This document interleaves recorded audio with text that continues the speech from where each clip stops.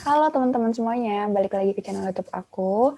Selamat datang buat kalian yang baru join di channel YouTube aku dan selamat datang kembali untuk kalian yang udah join di channel YouTube aku sejak lama. Seperti judulnya, kali ini aku akan membahas tentang apa itu payment process dan bagaimana langkah-langkahnya. So, buat kalian yang mau tahu, stay tune terus ya di channel YouTube aku. Check this out!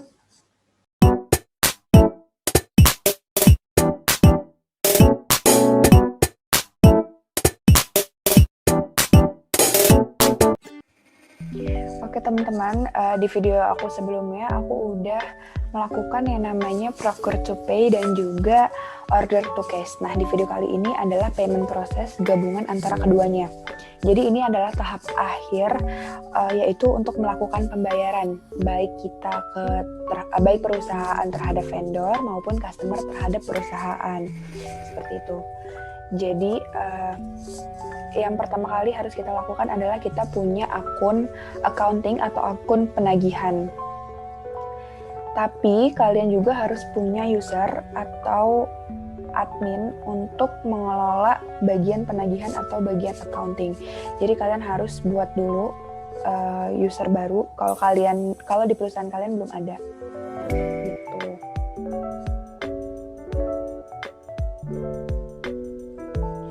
Nah, di sini adalah Panjang Accounting. Alamat emailnya adalah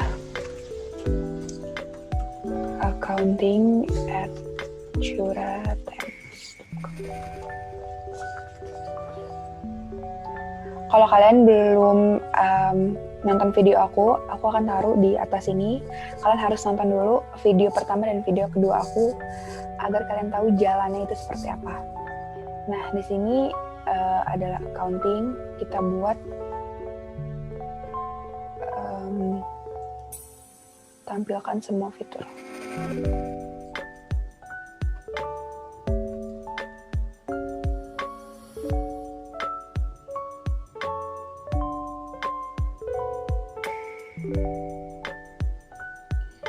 Kemudian kita simpan. Oh ya, untuk skenario yang ketiga ini adalah gabungan antara skenario 1 dan 2. Jadi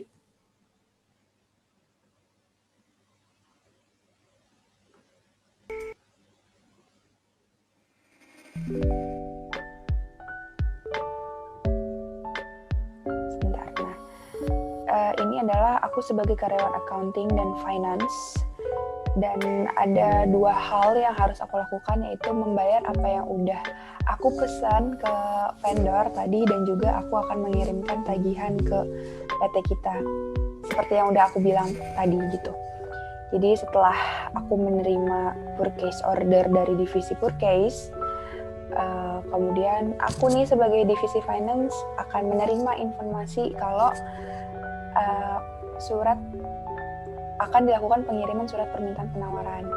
Nah, saat barang pertama kali dikirimin oleh si supplier nih, aku harus ngecek berapa jumlah barangnya dan apakah barang-barang yang dikirim tuh udah lengkap atau belum. Terus aku buat bill bahwa barang ini aku checklist udah sampai gitu dari vendor. Ini refer ke video aku yang pertama ya, karena aku melakukan restock barang ke vendor Azura, nih Azure Interior, dan aku melakukan pembayaran. Nah, kalau aku udah seperti itu, aku akan menerima sales order dari sales department dan aku harus mutusin untuk buat invoice berupa dokumen sales order.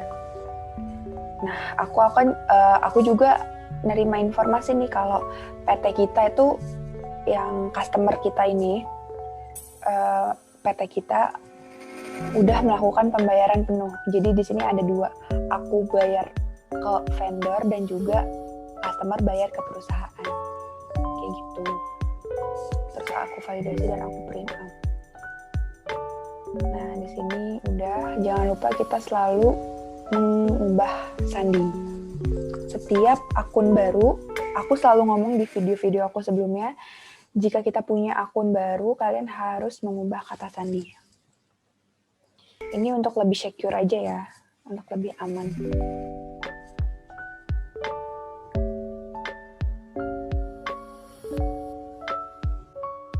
Nah setelah itu teman-teman bisa logout akun ini, akun Michelle admin ini, dan kalian masuk ke akun dari accounting.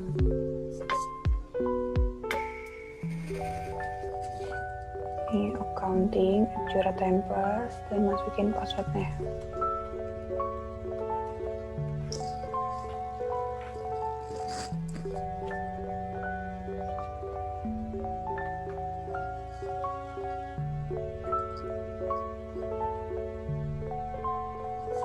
Nah, aku udah masuk ke akun accounting. Tadi seperti yang udah aku bilang sebelumnya, yang pertama aku harus membayar ke vendor, dan yang kedua aku harus melihat apakah customer telah membayar ke perusahaan aku. Jadi kita ke yang pertama dulu, kita akan melakukan transaksi atau pembayaran ke vendor. Kita masuk ke penagihan, kemudian ke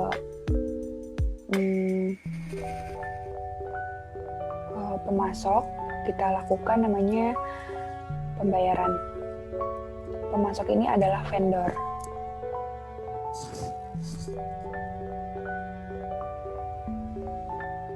Nah, kalau udah, ini kita mau mengirimkan uang kepada pemasok, dan vendornya adalah Azure Interior. Nah, di sini udah. Nah, jumlahnya tadi kalau nggak salah ke pemasok itu, aku lupa sebentar ya, sebesar 15 juta rupiah.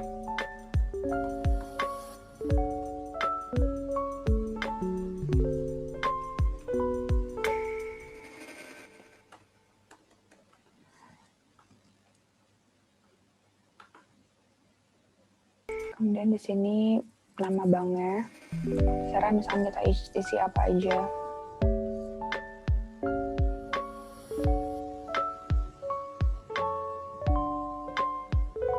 Kemudian kita simpan.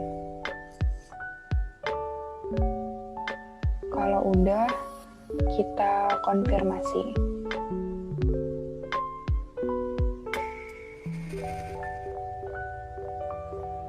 Kemudian kita mark as send. Dan ini udah terekam bahwa kita udah melakukan pembayaran ke Azure Interior. Nah, sekarang adalah yang kedua, yaitu kita melihat apakah pelanggan atau customer telah melakukan pembayaran. Seperti itu. Nah, di sini bisa kita lihat ada pelanggan, yaitu PT kita.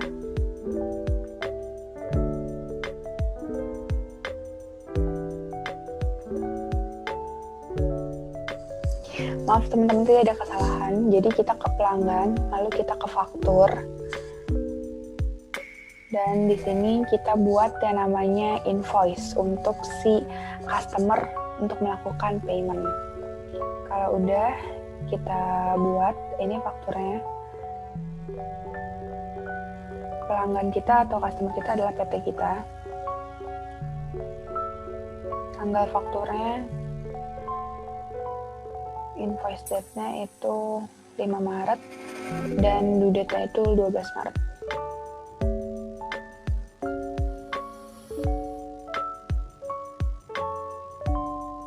Due date di sini 12 Maret. Ini faktur pelanggan atau kita sebutnya invoice. Ini adalah tadi acoustic block sejumlah 8 yang dibeli, dan juga office chair sejumlah 7. Dan ini adalah 12.600.000. Oh, pajaknya ada 1.150.000.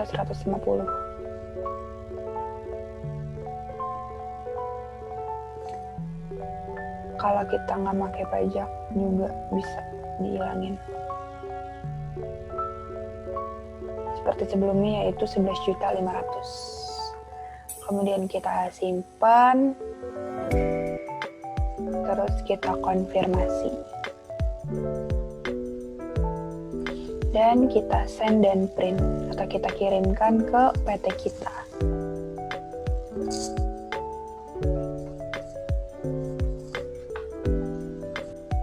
Kalau udah, ini boleh dicetak ataupun enggak masalah. Terus ini penerimanya PT kita, dan ini dari PT Jura Tempes. Ini berupa invoice. Jadi kita pengen kirim ke PT kita bahwa mereka segini loh, 11.500.000 loh mereka harus membayar gitu. Karena kalau nggak ada invoice-nya, mereka pasti nggak bakal mau bayar karena tidak legal seperti itu. Nah, kalau udah di sini udah otomatis terdownload, kemudian kita bisa nih buat pembayaran. Nah, ini misalkan nomor banknya berapa, misalkan aku masukin, atau nggak usah deh, langsung aja create. Ini ceritanya udah ditulis nomor banknya berapa gitu. Terus kalau misalkan customer udah melakukan pembayaran, maka di sini tulisannya adalah lunas seperti itu.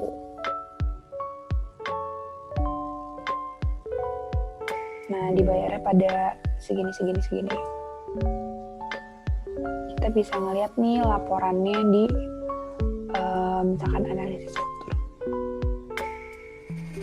Ini nggak ada apa-apa, atau kita di faktur.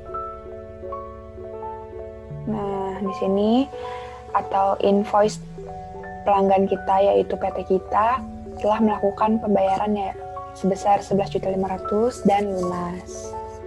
Kalau misalnya kita pengen ngeliat vendor kita udah ngelakuin pembayaran atau belum, di sini statusnya terekam.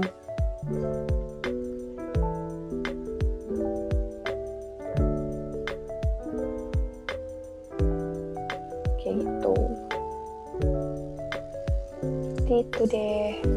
Nah, gimana nih teman-teman? Kalian pasti udah bisa kan caranya dan langkah-langkahnya. Buat kalian yang masih punya permasalahan ataupun hal apapun untuk didiskusikan, kalian bisa komen di kolom komentar di bawah ini. Jangan lupa like, comment, and subscribe, dan share ke teman-teman kalian kalau misalkan video ini bermanfaat buat kalian. See you in the next time. Bye-bye.